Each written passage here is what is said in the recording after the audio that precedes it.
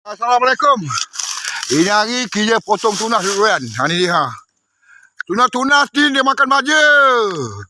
Lagipun dia tak jadikan buah. Jadi kita kena potong dia. Buang dia.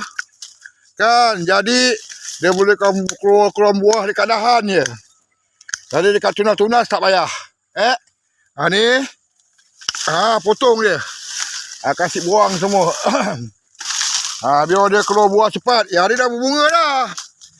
Ya, dia dah berbunga dah, rezeki dah. Rezeki macam ni adahan je lah kan. Ni. Ni semua nak dibuang ni. Tunas.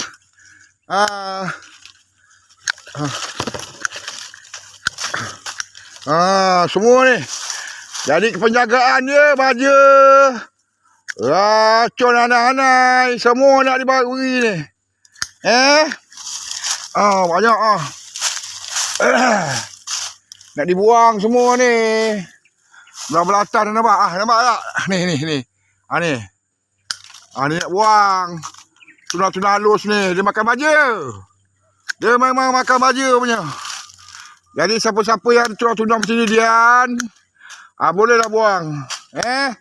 Jangan biarkan tunas-tunas ni. Ni pakai gunting ni. Aduh, itu dah berbunga. Ni nampak tak air berbunga tu atas tu? Yang dahan ni dan atas tu. Lebat bunga dia. Sana pun nampak. Baru dia berkuas jengkal lah. Jengkal bunga dia. Jadi tunas-tunas ni kita kena buang. Pasal dia makan baja. Dia kalau tak makan baja tak apa. Okey, jangan lupa subscribe. Like sekali YouTube Abang Rashid ni. Okey, kita jumpa lagi next video.